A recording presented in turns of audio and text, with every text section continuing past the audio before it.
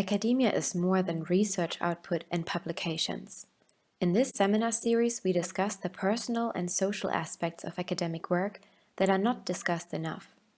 Welcome to Life in Academia.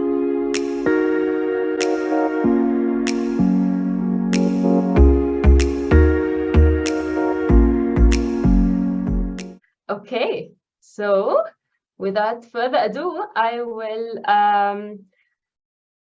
will introduce our great speaker for today, Professor Geraldine Fitzpatrick from TU Wien, or the University of Vienna.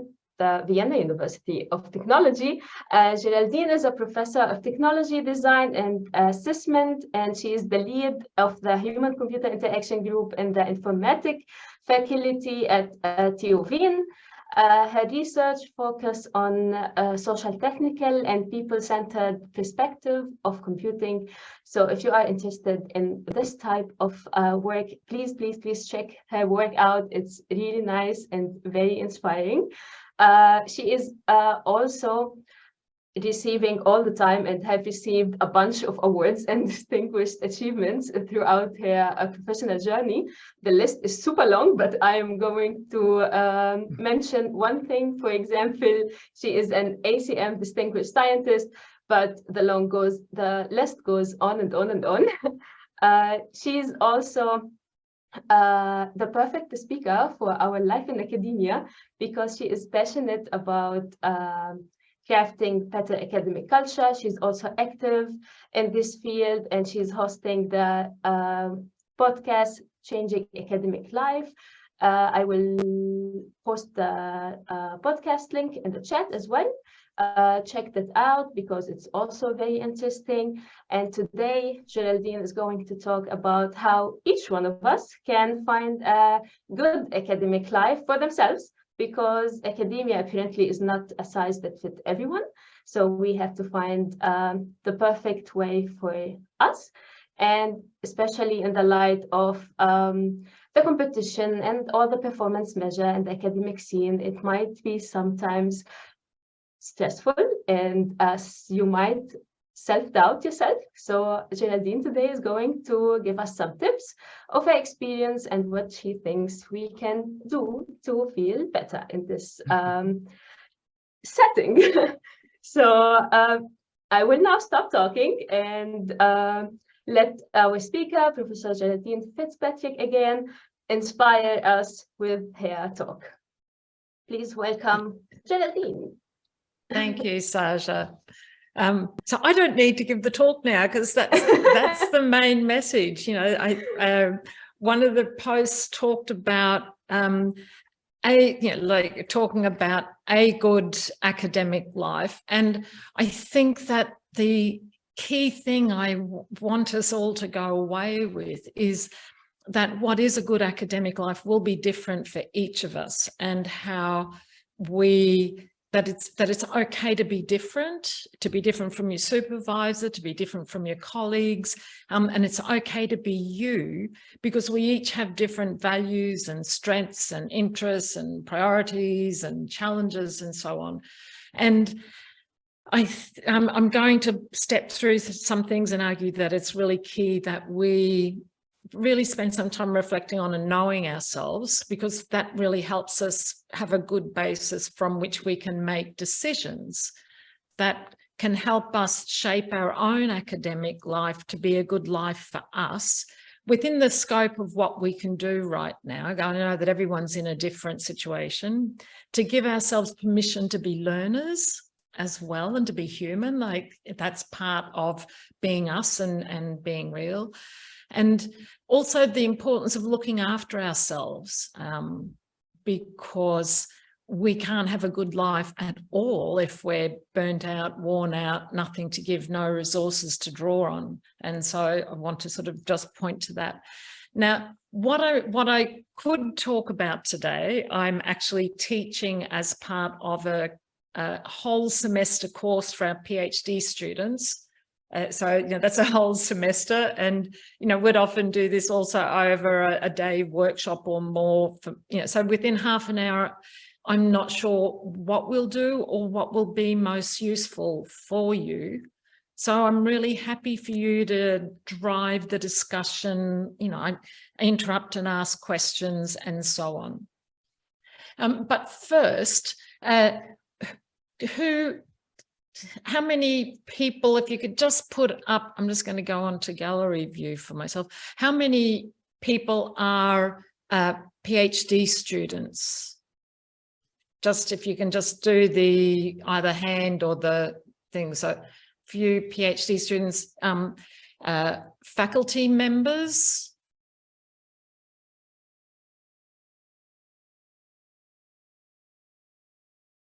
So a few faculty members, maybe it should have gone the other direction, sort of early career postdocs. So again, just a couple of hands in the whole mix of people. So we're all at different situations and all have different levels of experience, different challenges. And I have a knock on the door when I never normally do, even I've got a do not disturb sign on. So I'd be really curious if you could write into the chat, what do you love about the work that you do, wherever you're at?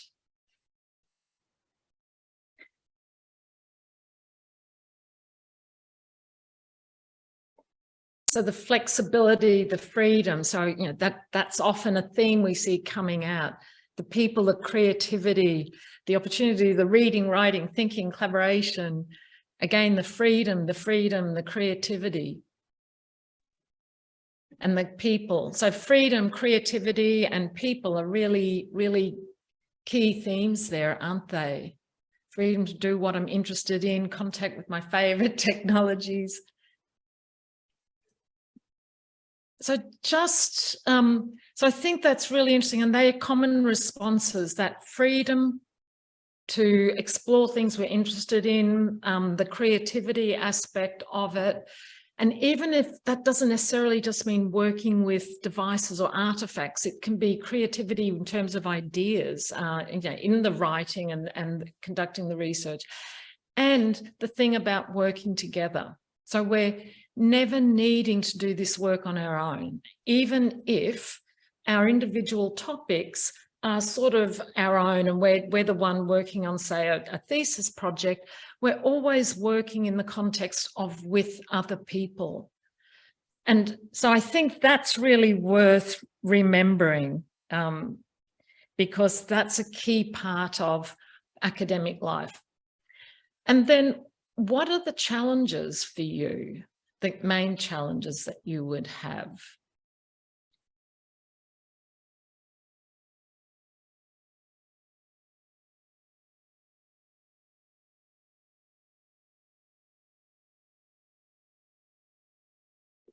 So the flexibility, the two-edged sword, absolutely.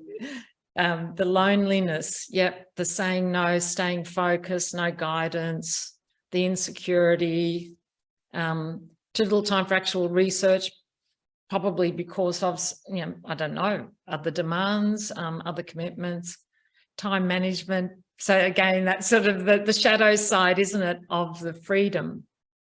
And that's one of the themes that we could always pick up and talk about, is that everything that's good also has a shadow side. So what else have we got here? The imposter syndrome, again, the time thing, and also not letting emails and admin swallow up time. So that sense of how do you prioritize and get balance, all the meetings, the feeling overwhelmed. So there's a sense of, there's a lot of freedom to do the work that we want to do, but with that freedom comes the downside of we have to do the work of managing that time and working out how to make it work for us. And if we look at some of the things that people have in the list there, it'd be interesting to think about what are the things that we have no choice over in terms of attending to, because maybe teaching is a part of your job. But what we can just point to is that there may be ways that you can shape how you deliver on some of those commitments. So that's really great. And that just gives the shadow side of collaboration as well, being dependent on others who don't have the same work ethic. Excuse my gloves here. It's a bit cold in the office and I get bad Raynaud's. So while they're a bit cold, I'm just, look like the bag lady. But so I'm not going to use slides. We're going to experiment if that's okay. So I'm just sort of setting up the motivation that I want to get to is, why I think it's really important to think about how we can craft and own our own version of a good academic life. Goes to a lot of what Saja said at the beginning.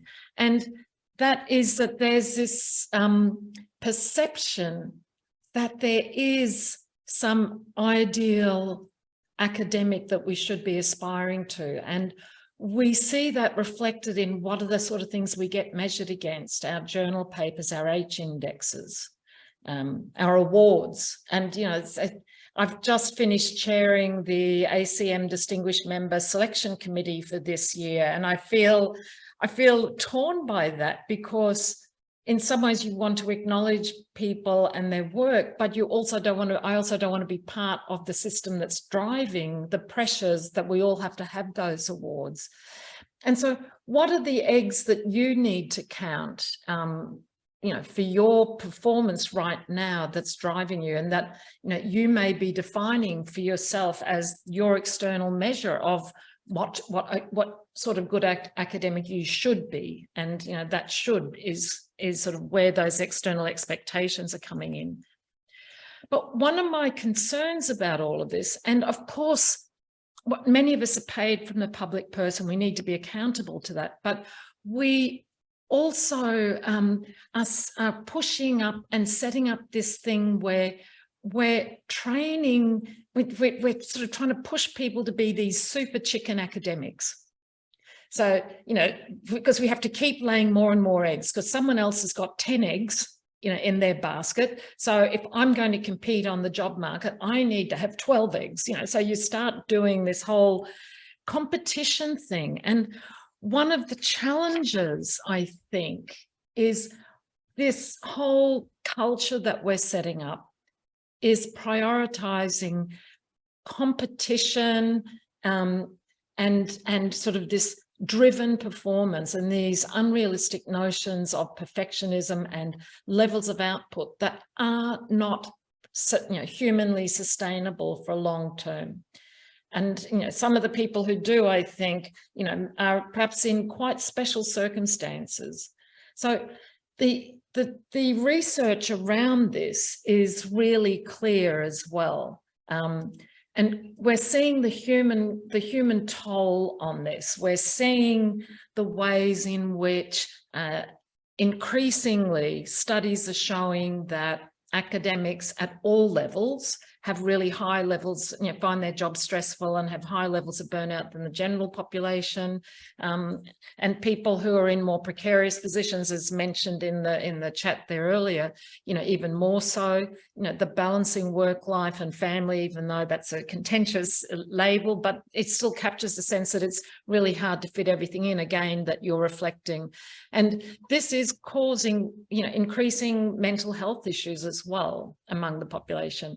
And even not just mental health, just living with everyday stress can have long-term impacts on health and well-being. And the research is also clear that we only do our best science when we're well and healthy and able to bring our best selves to the work. Our best creativity is when we've slept well, eating well, exercising well. And we're not setting ourselves up to do the very things that drive us to be here because of the pressures of the structural pressures and the processes, and maybe also buying into the super chicken ideal. And so I think that it becomes really important to think about, for each of us, to what extent do you and me, do I want to buy into those pressures? And I know that I'm at the luxury of the pointy end of my career, but I would argue that we need a culture change that will need to come from the ground up, from each of us making better choices, as well as from the top down, to change the systems and processes and structures that lead to a lot of these unrealistic pressures. But one of the whole mantras of what I often talk about is, what is it that we can be in control of? Because a lot of the systemic stuff we can influence, and we also know that that stuff is very slow to change. So how do we survive in the meantime and love the work we do, you know, create conditions where we can really love the work we do? I think one of the first steps to that is knowing ourselves. So I'm going to just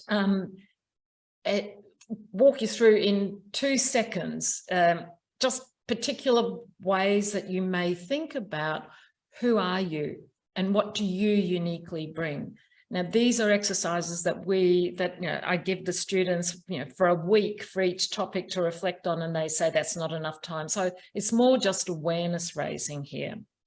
But as input to that, I want you to think about a time when you felt really great at work. So it may pick up on some of the things you wrote and what you love, and try and get specific. It could be something in the last week or the last month, something when you felt really alive, really doing what you love to do, that you were making a difference, that you were being that creative person, solving interesting problems and so on.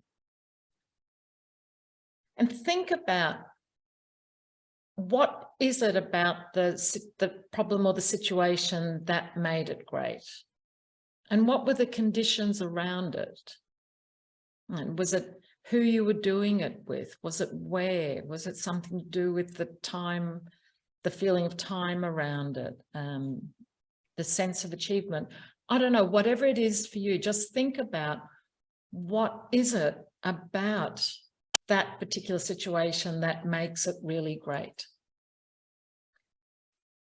And if you also want to think about the opposite, like, when's a time that you've really not enjoyed what you're doing? And again, it may reflect some of what you've said in the chat there about feeling overwhelmed, but what specifically? Or you might have been feeling angry about something or upset about something. Like, again, that thing of what specifically was going on? Where were you? How were you feeling? Who were you with? All of that. Like, just try to connect to some of that. Because sometimes when we look back at some of those patterns and stories about when things have been going really well, or we felt really alive and enthusiastic and energized, and when we, the opposite, when we've felt pulled down and drained and low energy and, just not good, they're often really good pointers, if we can unpack them, to think about, like, what are the values that are important to you? And values are things that are sort of like your North Star. They orient your life in a way. They give direction to you, because they in pointing to what's important, they underpin a lot of the choices that we might make. And they're often fairly fixed in our lives. So they may change over time in their expression, but the core aspects of it may be fixed. So like your values may be, well, some of my core values might be around learning and growth. I love being curious, and about service, and about trying to make a difference, and about fairness and justice.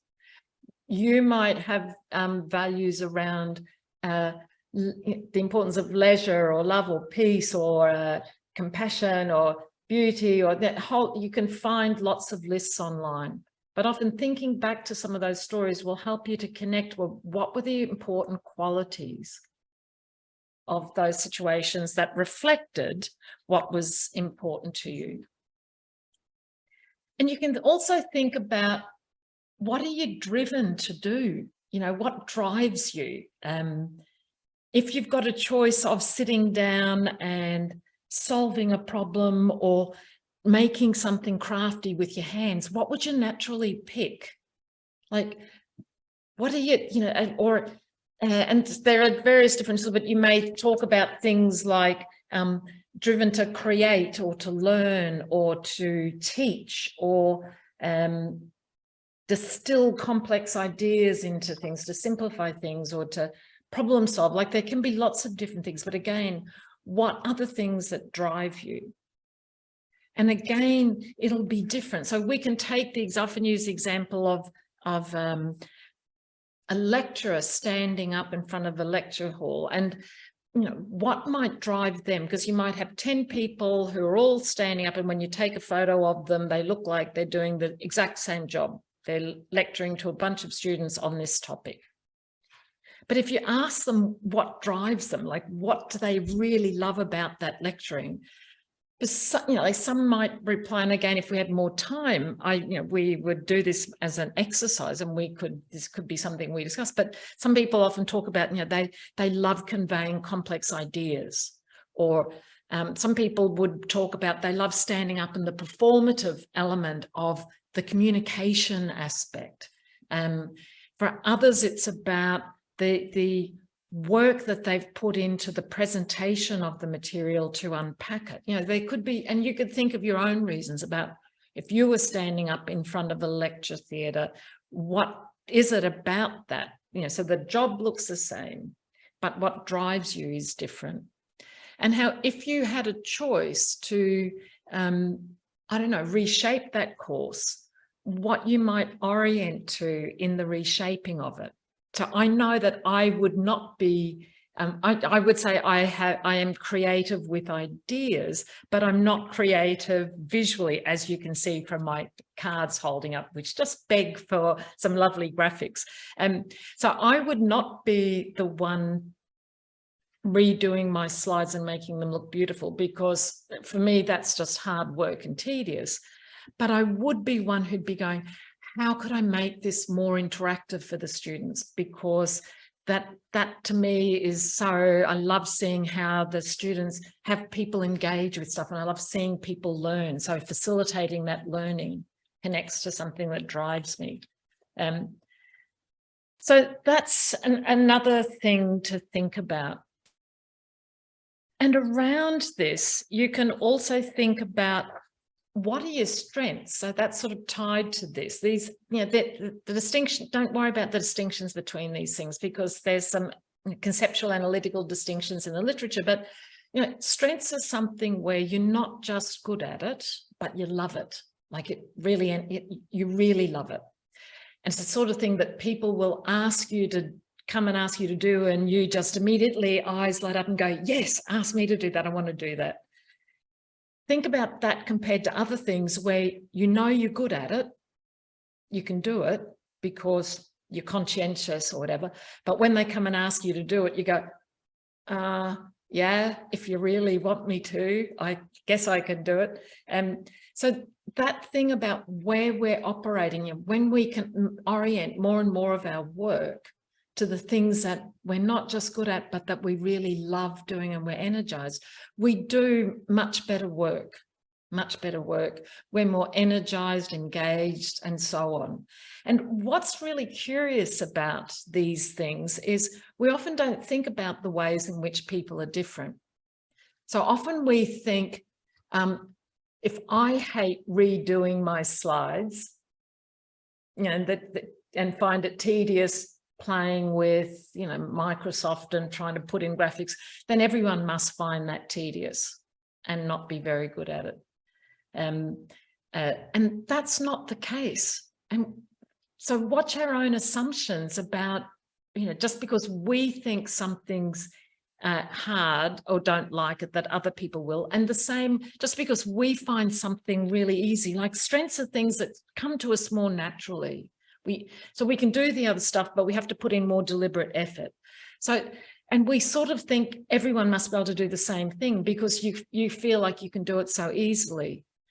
And that's worth thinking about, because when you're talking about all the collaboration with people in the comments in the chat, that becomes one of the most thrilling things about that collaboration, is how we can knit our particular areas of expertise together and work out that, you know, we're all sitting in the right job, that we're asking people to contribute to projects in ways that fit to the things that energize them.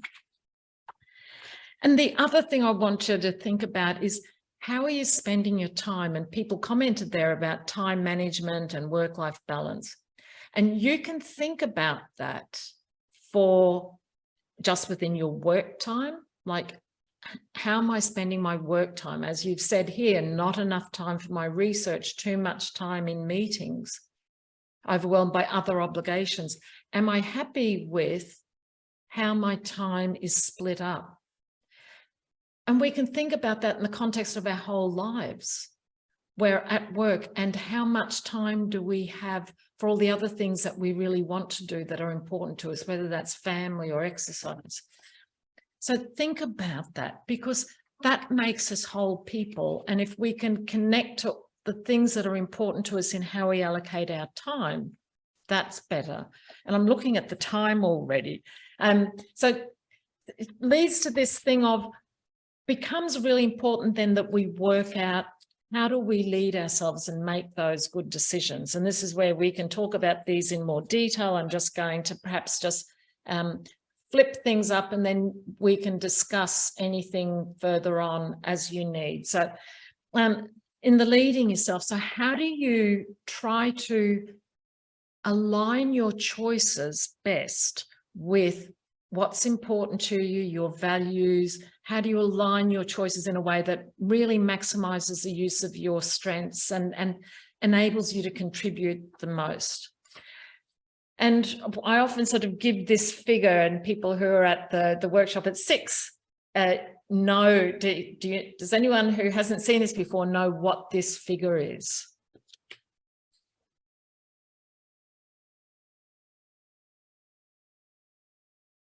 It's number of seconds in a day.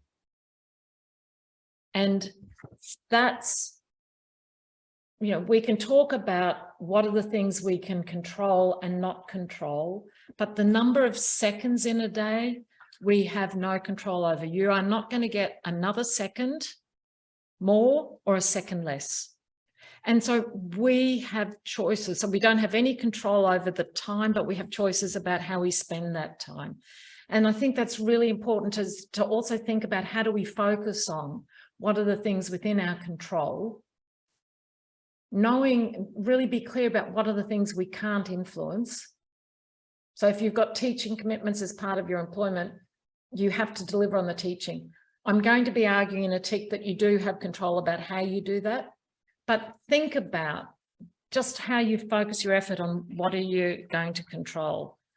And a lot of people talk about, and again, it was reflected in the chat here, about we need to say no more often.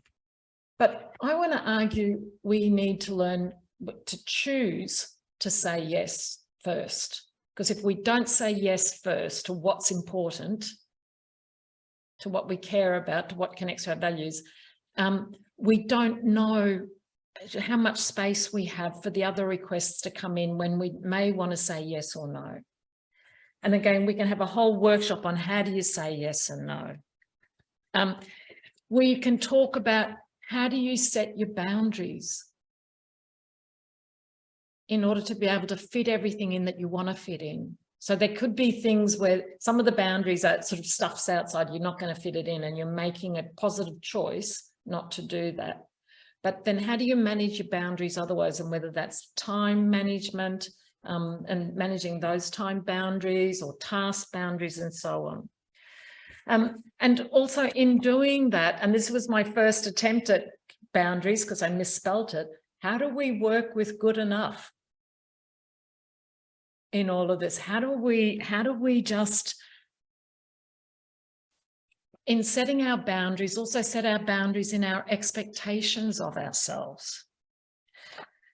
And I said about one of the things that we could talk about is how we can shape, you know, some of the things that we may have to do. How can we shape or craft that work to do more of what we want to do. So if we're working, I'm just going to use the teaching example again. If we're working in a teaching team, just as an example, how can we craft that teaching of that class so that each member of the teaching team is contributing the sort of thing that they're best at contributing? And that doesn't mean that we only do the stuff we're really good at, but where it makes sense as a first choice to allocate. Or in doing what we need to do, how do we shape it to what we love doing? So I said about how I turned one of my classes that really desperately needed new slides into a much more interactive session, which fitted to some of my strengths around facilitation. And we all had much more fun, and I think the students learnt more. And if I can just have a couple more minutes just to raise the last couple, because so that we were just talking there about the leading yourself, like making choices that are aligned with what's important to you. But it doesn't matter about what choices you make if you're not looking after yourself, if you're not well and healthy. And as I said, we know from the literature that well-being is a critical enabler for good science. Like, we're not doing it to be selfish. We're doing it for the purposes of good science. And it was interesting that one of my students, PhD students, who's in the class where we're teaching this for this semester, came today and said, who would have thought getting a good night's sleep made such a difference? Because one of the exercises they had to do in the last week was pick one of these well-being areas about moving and playing and sleeping and eating well and relating and just spending time being. Pick one area that they think they need to sort of improve on and just focus on that for a week, try out some strategies. And so he'd been trying to get decent sleep for a week and was astounded by the difference. Don't let these fall by the wayside. Put them in your calendar, prioritize them as much as you would prioritize those meetings that are taking your time. You have to protect it. And as I said, you also need to give yourself a break, like good enough. We all make mistakes. Allow yourself to learn, take the pressure off. And you don't have to be the super chicken. Just be a good chicken. And good chickens, actually, again, the research with real chickens shows that they produce better eggs. And finally, the critical importance of how do we connect better with one another? And I've got OwnCloud telling me I've got a software update later, OwnCloud. So, how do we connect better with one another? Because we are not in this alone. And often within our culture of trying to promote this thing of, putting on the appearance that we're all doing well and competing, we often forget to be real with one another, that I'm having a hard time, that I'm really finding it hard to deal with this rejection, or that, I just need some time out and do you want to come and play? So how do we build cultures of care and connection within our local context, within your office, within your group? And what's fascinating, and the research is really clear on this as well, it only takes micro moments of connection to make a big difference to everyone, because we all have a need to feel seen and recognized and included and part of something. And especially those of us who are more senior in positions of power, but it's not just us, everyone, we can do this for each other. Just saying hello, remembering that someone was having a party at the weekend and asking on Monday, how'd the party go? Like a 30-second conversation. Micro moments that matter for creating collegial, constructive, collaborative work environments, apart from the other ways in which we can support one another, like offering to read papers or asking for people to sit down with you at the whiteboard while you brainstorm some ideas, in your creative juices flowing.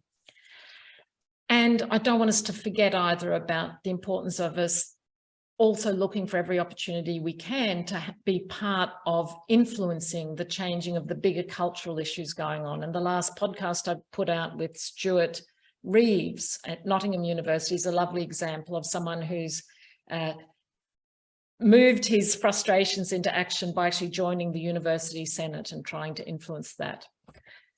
So I shall finish, I'll put away my slides, and happy to discuss in whichever way you want to go here, because as I said, there's so much that we could talk about, but I'm hoping that somehow you feel that you may have some options in shaping, even though there's lots that you can't, that you have more options or more possibilities than what you thought maybe at the beginning.